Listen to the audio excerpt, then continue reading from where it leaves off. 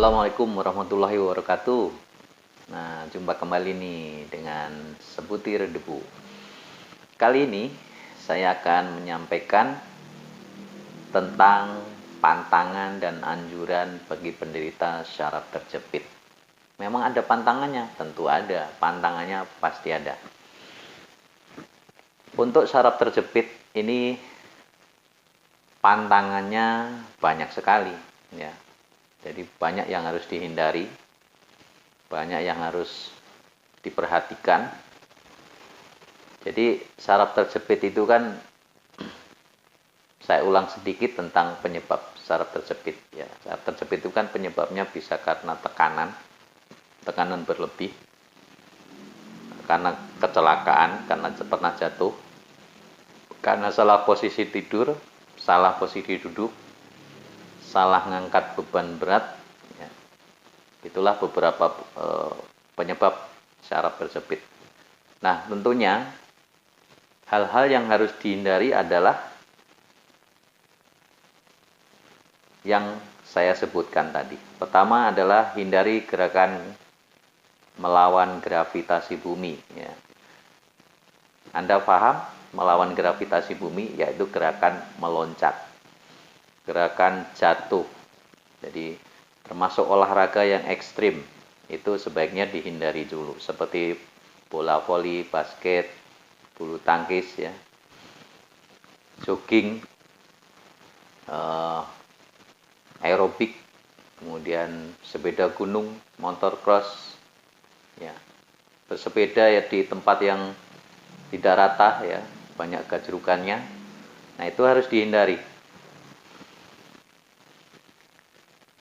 Kemudian mengangkat beban berat, ya, hindari dulu sementara. Apalagi dalam proses pengobatan sebaiknya betul-betul dihindari mengangkat beban-beban berat. Termasuk menggendong anak, mengangkat galon, itu harus dihindari semuanya. Ya. Kemudian perbaiki posisi tidur Anda, ya. Posisi tidur Anda ini memang salah posisi tidur. Iya, ada yang salah kalau Anda tidur di tempat yang tidak rata. Misalnya spring bed atau kasur Anda terlalu empuk sehingga tidak bisa menopang tubuh Anda secara rata, ya. Anda perhatikan jika kasur Anda terlalu empuk, maka bagian tubuh di bagian pinggul biasanya dia lebih berat. Nah, dia posisinya turun tuh.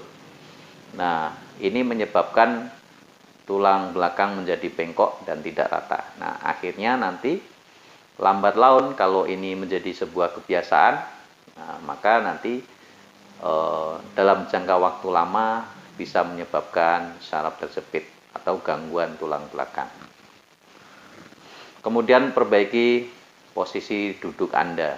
Jika Anda sehari-hari banyak duduk, ya, banyak duduk, misalnya Anda kerja di kantoran di depan komputer, maka perbaiki posisi duduk Anda. Anda duduk harus tegak lurus seperti ini, ya.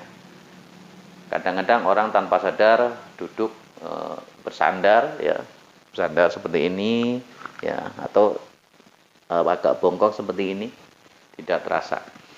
Maka mulai sekarang perbaiki posisi duduk Anda supaya nanti ada pembetulan di tulang belakang Anda dan tidak memperparah kondisi syaraf terjepit Anda. Terus kemudian ada nggak pantangan makan dan minumnya? Ada, ya, pantangan makan dan minumnya ada tentunya. Nah, syaraf terjepit itu kan biasanya ada keluhan-keluhan sampingan tuh, keluhan-keluhan selain dari syaraf terjepit itu biasanya ada tuh. Nah, jika Anda punya kolesterol tinggi, asam urat tinggi, ya, kemudian diabetes atau gula darah Anda tinggi, maka hindari itu pantangan-pantangannya. Nah, kalau misalnya punya kolesterol, tentunya yang harus dihindari apa? Ya, yang lemak-lemak itu dihindari. Makanan-makanan berat yang santan-santan hindari. Kemudian asam urat, nah tentunya jeroan, nah, hati-hati, itu harus dihindari. Kemudian jika Anda diabetes, maka hindari gula-gula dan semua turunannya, hindari semuanya. Kemudian minuman yang harus dihindari adalah minuman bersoda. ya minum bersoda, alkohol, ya minuman kemasan yang dingin itu jangan dibiasakan ya. Sementara hindari dulu. Lebih baik Anda minum air putih hangat ya. Perbanyak minum air putih hangat. Biasakan tubuh Anda berkeringat begitu ya supaya persendian Anda menjadi lancar dan peredaran darahnya lancar. Terus kemudian olahraga apa yang cocok untuk saraf terjepit? Nah, olahraga tadi di depan sudah saya sebutkan harus dihindari yang olahraga ekstrim. Tentunya olahraga yang ringan saja yang diperbolehkan. Misalnya ya kayak jalan kaki, gerakan stretching pemanasan seperti itu. Ya, kemudian berenang, pull up, nah itu lakukan. Nah, kadang berenang ini bagi orang yang keluhan saraf terjepit yang tidak tahan hawa dingin. Nah, ini biasanya saya tidak menganjurkan karena setelah berenang nanti efeknya badannya jadi sakit semua karena memang kecenderungannya orang saraf terjepit itu defisien atau lemah ya. Maka biasanya kalau orang defisien itu tidak tahan terhadap hawa dingin. Nah, ini sebaiknya hindari, lebih baik lakukan yang gerakan-gerakan di atas tanah ya, bukan di dalam air. Nah, seperti itu. Kemudian ada suplemen nggak yang dianjurkan untuk saraf terjepit? Ada ya, suplemen yang dianjurkan diantaranya adalah susu kambing. Ingat susu kambing ya, bukan susu sapi. Susu kambing sifatnya basah, dia lebih aman buat pencernaan dan kandungan kalsiumnya tinggi. Atau susu kolesterol boleh ya. Ingat ini suplemen, artinya untuk membantu saja, bukan menyembuhkan. Ingat baik-baik ya. Kemudian Anda boleh minum gamat emas. Gamat emas ini tripang laut ya, nanti boleh dicari di toko herbal. Tanya saja gamat emas. Nanti ada yang bentuknya cair gitu, liquid, ada yang bentuknya kapsul bubukan. Kemudian jahe, ya, kunyit Anda boleh minum untuk nutrisi persendian. Kemudian daun salam, cengkeh, kayu manis, lemon atau jeruk nipis ya, madu, nah, boleh Anda konsumsi sehari-hari. Dan masih banyak lagi suplemen yang bisa Anda minum tentunya. Nah, itulah beberapa ya pantangan dan anjuran untuk bagi Anda ya penderita saraf terjepit. Dan tentunya anjuran ini juga berlaku untuk Anda yang belum pernah atau belum terkena saraf terjepit. Karena saraf terjepit ini siapapun bisa berpotensi kena gitu kalau dia tidak menjaga sikap gerak sehari-harinya gitu.